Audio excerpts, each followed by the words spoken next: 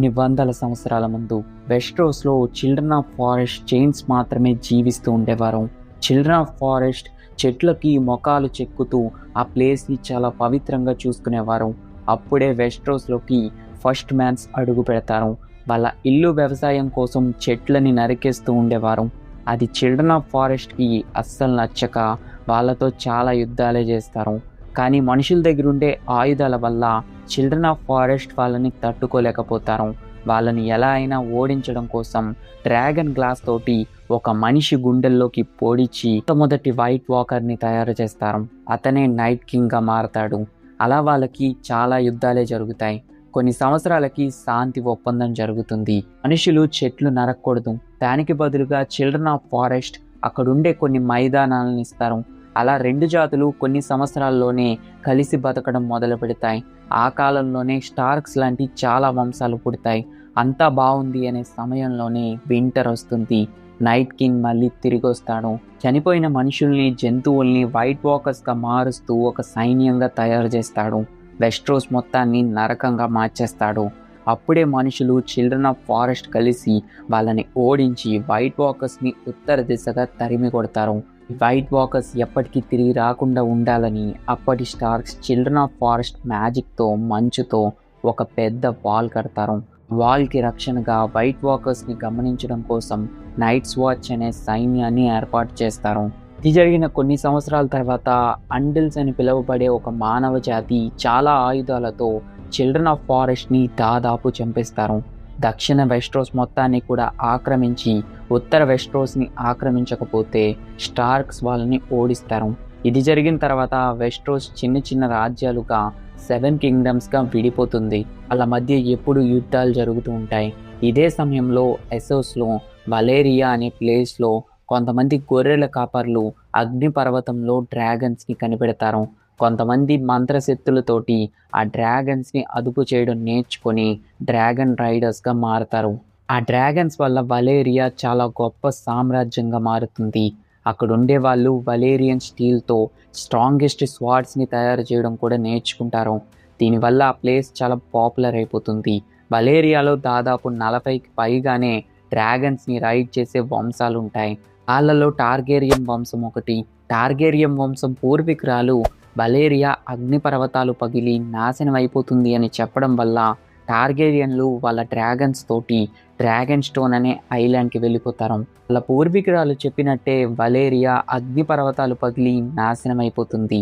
So ప్రపంచంలో డ్రాగన్స్ని ride చేసే వంశాల్లో మిగిలింది టార్గేరియన్స్ మాత్రమే. డ్రాగన్ స్టోన్లో టార్గేరియన్స్ సెటిల్ అయిపోతారు. కొన్ని సంవత్సరాల తర్వాత ఏగోన్ టార్గేరియన్ పుడతాడు. అతనికి ఒక పెద్ద కల ఉంటుంది. వెస్ట్రోస్లో ఉన్న 7 సామ్రాజ్యాల్ని ఆక్రమించి వాటిని ఒక సామ్రాజ్యంగా మార్చి ఆ సామ్రాజ్యానికి తను రాజు అవ్వాలనుకుంటాడు. ఏగోన్ తన 2 సిస్టర్స్తో వాళ్ళకున్న డ్రాగన్స్తో ఏగోన్ కాంక్వెస్ట్ మొదలెడతాడు. వెస్ట్రోస్ మొత్తాన్ని వణికిస్తాడు. 7 రాజ్యాలు ఏగోన్ డ్రాగన్ ముందు ఏం చెయ్యలేకపోతాయి. ఏగోన్ ఆరా చూసి అప్పటి స్టార్క్ కింగ్ యుద్ధం చేయకుండానే లొంగిపోతాడు.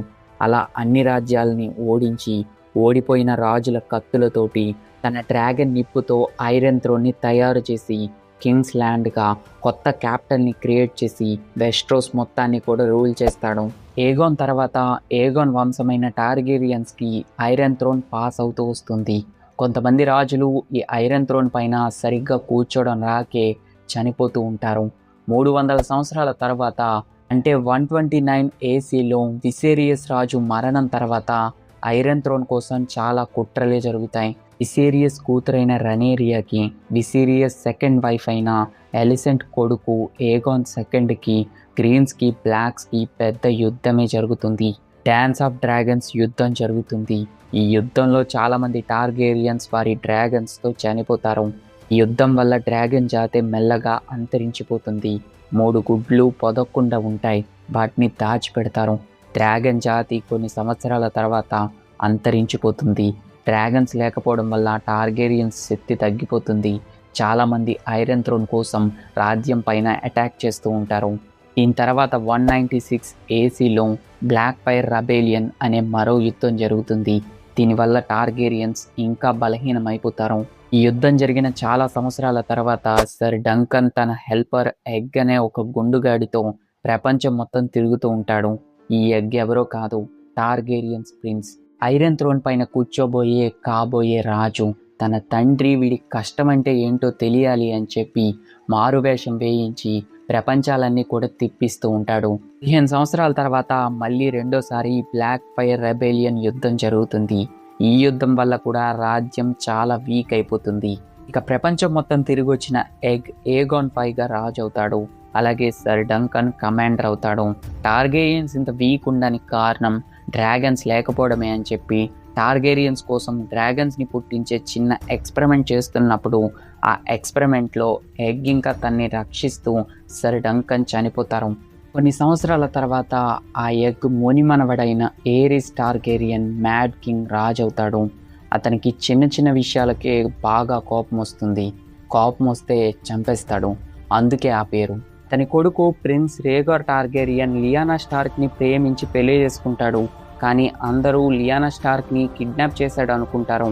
అప్పటికే రియానా స్టార్క్కి రాబర్ట్ బెరేథియన్కి నిశ్చితార్థం అవుతుంది. లియానా స్టార్క్ వాళ్ళ తండ్రి వాళ్ళ అన్న లియానా స్టార్క్ గురించి అడగడానికి వెళ్తే మ్యాడ్ కింగ్ తండ్రిని చంపేస్తాడు. నా తండ్రిని చంపేయడం వల్ల తన మరో కొడుకైన నెడ్ స్టార్క్కి బాగా కోపం వచ్చి రాబర్ట్ బెరేథియన్తో కలిసి యుద్ధం చేసి చాలా కష్టపడి మ్యాడ్ కింగ్ని చంపి మ్యాడ్ కింగ్ నగరాన్ని ఆక్రమిస్తారు. కానీ అప్పటికే లియానా స్టార్క్ ఒక కొడుకుని కంటుంది. అతనే టార్గేరియన్ల అసలైన వారసుడు, ఐరన్ థ్రోన్కి అసలైన రాజు, జాన్ స్నో.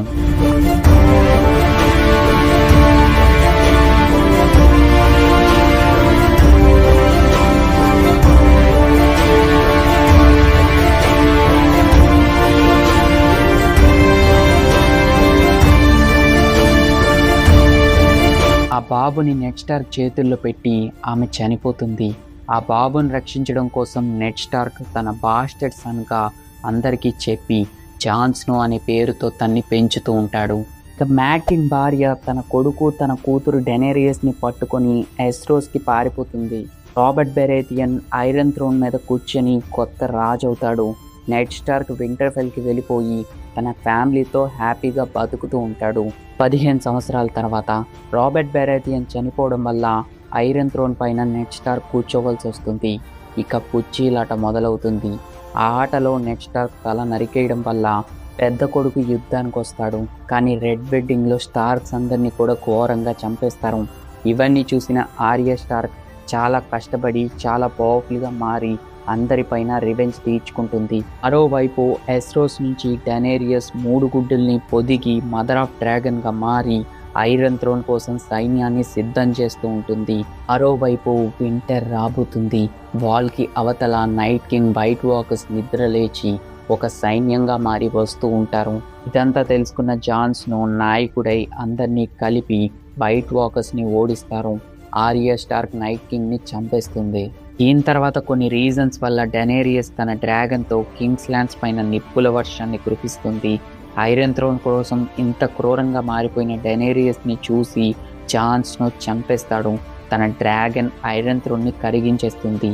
అలా యుద్ధం ముగుస్తుంది. కొన్ని రోజుల తర్వాత బ్రాన్ స్టార్క్ 7 రాజ్యాలకి రాజు అవుతాడు. అలా ఈ కుర్చీలాట ముగుస్తుంది. నా ఎక్స్ప్లెనేషన్ కనుక మీకు నచ్చినట్టయితే ఇలా నేను చాలా యూనివర్సల్ పైనే చేశాను. ఆ వీడియోస్ని కూడా చూడడానికి ట్రై చేయండి. అవి కూడా చాలా ఇంట్రెస్టింగ్గా ఉంటాయి.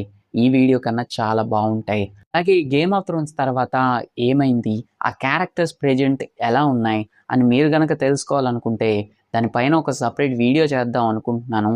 సో ఆ వీడియో రావాలంటే ప్లీజ్ తప్పకుండా ఈ వీడియోని లైక్ చేయండి, హైప్ చేయండి. మీ ఫ్రెండ్స్లో కూడా చాలామంది గేమ్ ఆఫ్ థ్రోన్స్ చూస్తూ ఉంటారు కదా, వాళ్ళకి ఈ వీడియో షేర్ చేయండి. నేను తప్పకుండా చేయడానికి ట్రై చేస్తాను. నేను ఖచ్చితంగా చేస్తాలే, కానీ ఆ వీడియో కనుక మీకు రావాలంటే మన ఛానల్ కొంచెం సబ్స్క్రైబ్ చేసుకోండి.